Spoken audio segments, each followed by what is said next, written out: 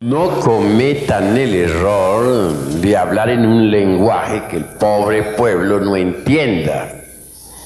Si tienen ganas de hablar asuntos esotéricos elevados, que lo hagan en el círculo esotérico, que lo hagan en tercera cámara o en segunda, pero no ante el pueblo. Creo que el pueblo merece alguna consideración.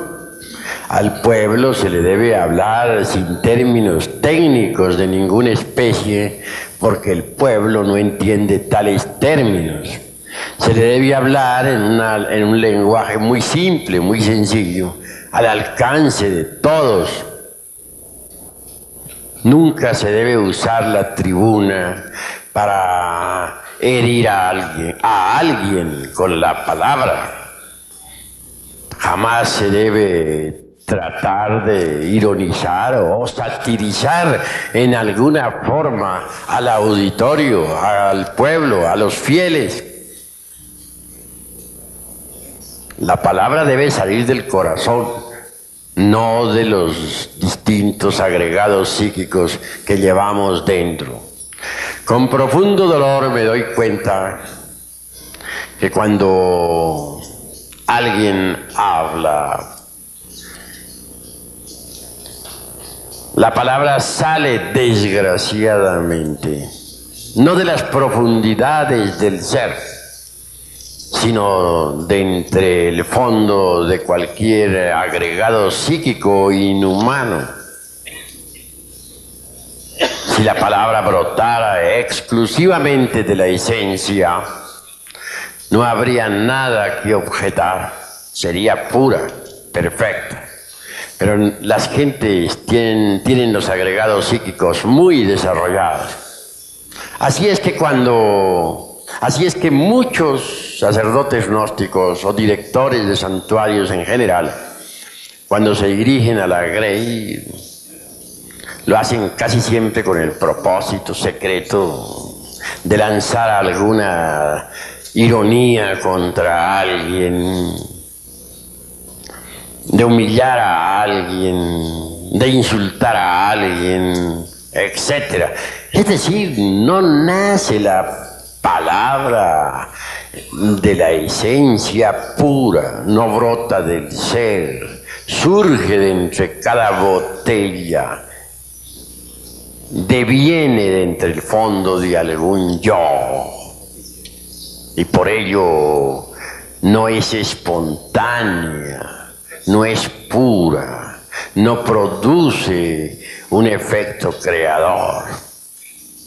Por lo común, la palabra que los sacerdotes gnósticos pronuncian tiene origen entre las entrañas de tal o cual agregado psíquico, ya sea este de envidia, ya sea de ira, ya sea de amor propio, ya sea de orgullo, de egoísmo, de autosuficiencia, de autoimportancia, de engreimiento, de ambición, etc. Mas nunca con dolor veo que surja la palabra espontánea, brotada de entre las entrañas del ser, y esto es lamentable. Cuando la palabra surge de entre las profundidades del ser, está llena de plenitud y de belleza interior.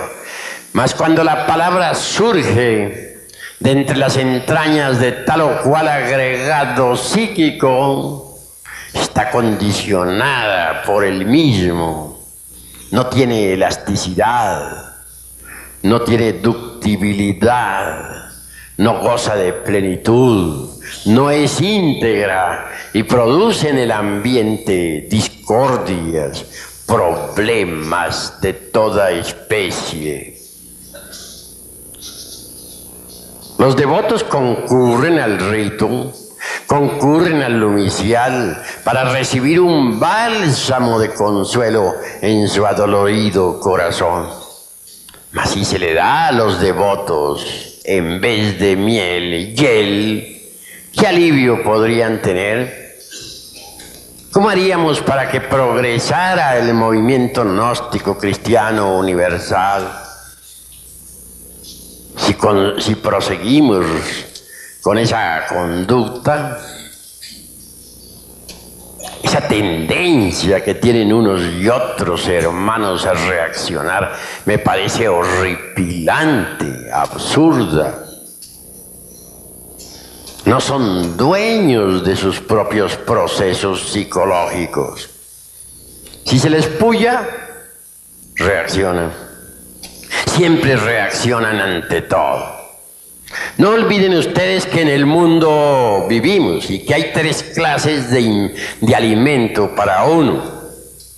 El primer alimento, ya lo conocen ustedes, la comida.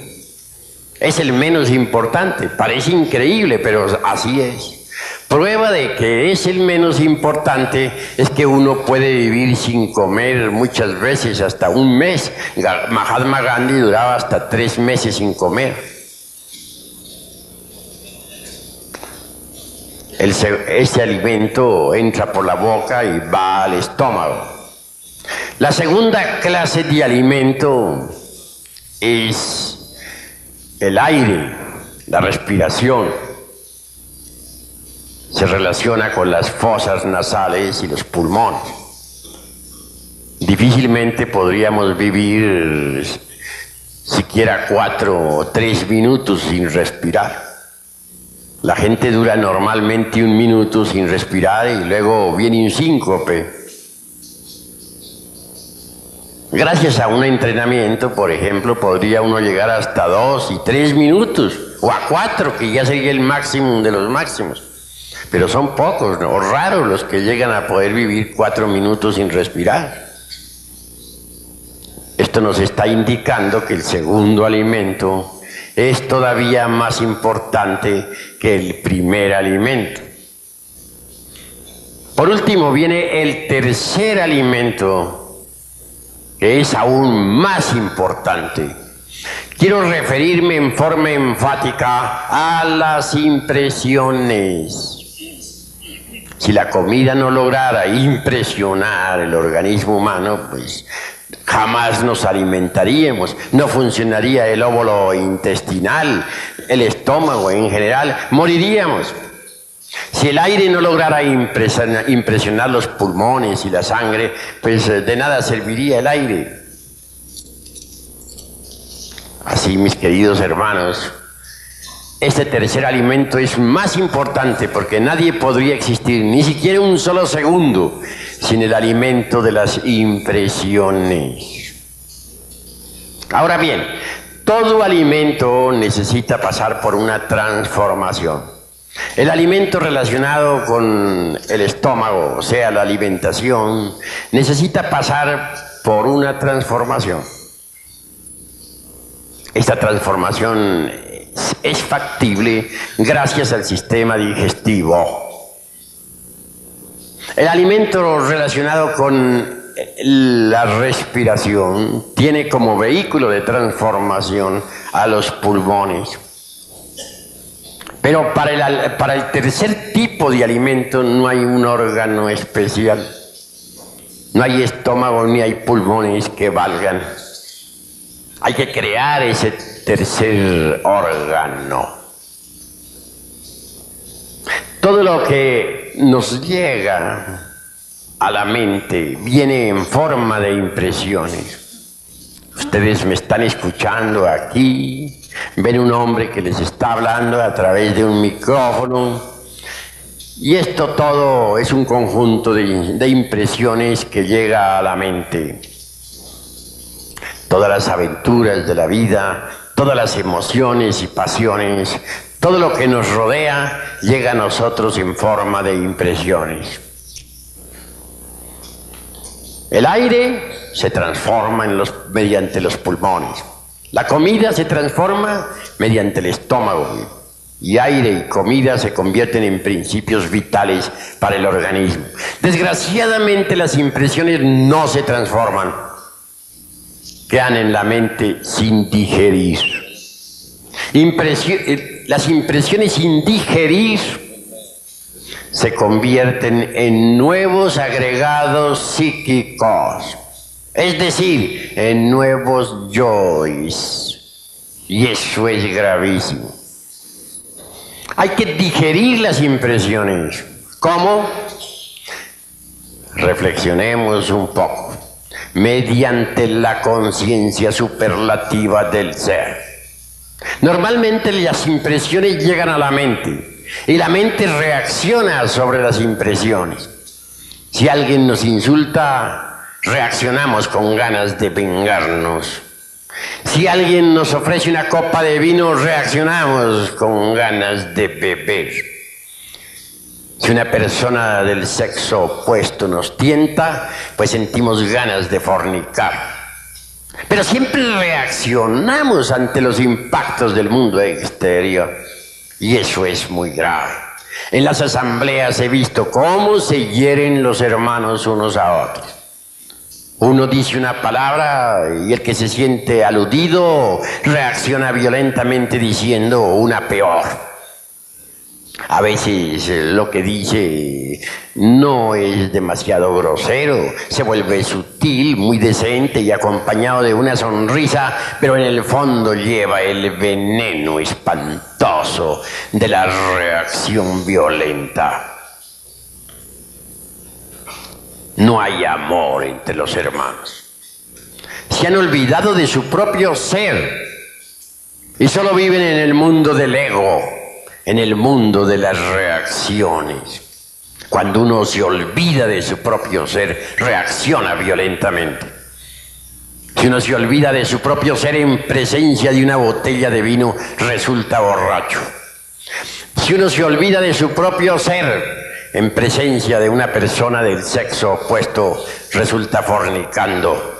Si uno se olvida de su propio ser interior profundo en presencia de un insultador, resulta insultando. Lo más grave en la vida es olvidarse de sí mismo.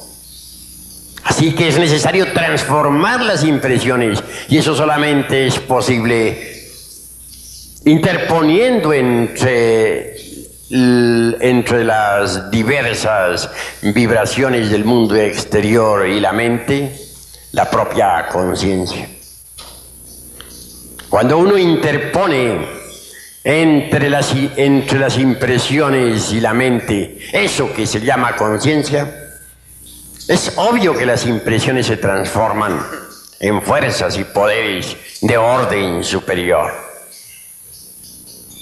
Normalmente las impresiones están constituidas por un hidrógeno muy pesado, el hidrógeno 48.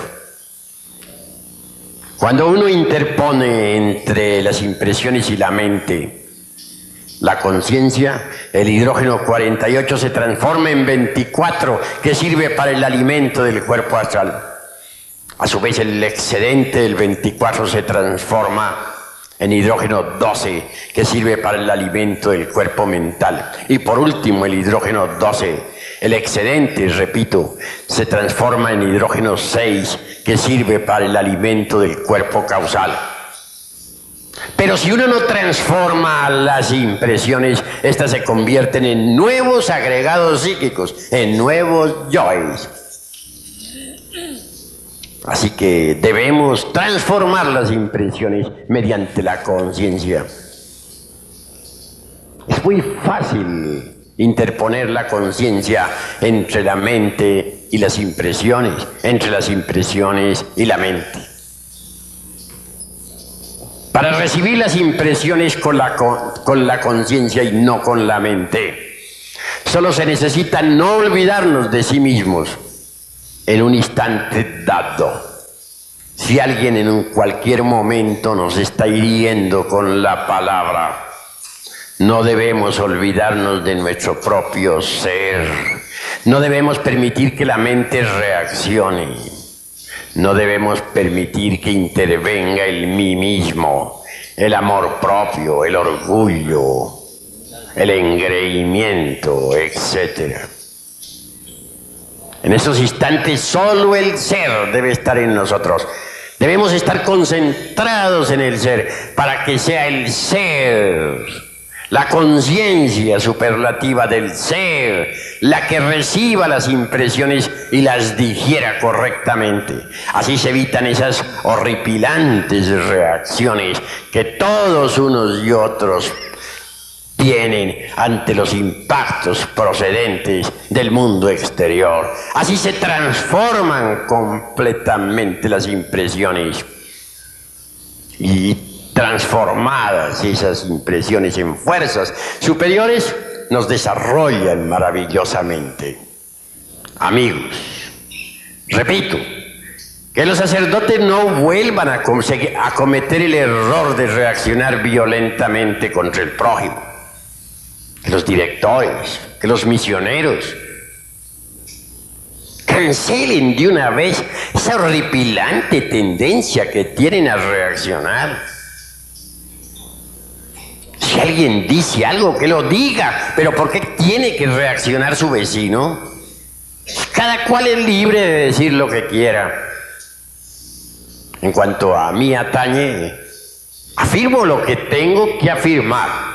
Y si alguien me refuta, si dice lo contrario en una plática dada sobre algún problema que tenemos, me limito a guardar silencio. Ya dije y eso es todo. ¿Por qué de querer en cuestiones privadas imponer mi concepto a la fuerza? Eso es absurdo. Eso de querer nuestra opinión o imponer nuestra opinión a la brava no es sino el resultado de las reacciones. Es la reacción misma del ego, de la mente.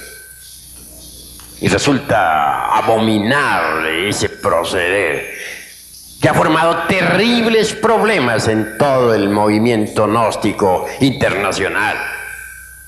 Por aquí, por allá y acullá se utiliza el púlpito para insultar, para herir, para agredir con la mente, con la palabra a otros. Y todo eso está produciendo confusión en el movimiento gnóstico internacional. Hasta aquí mis palabras.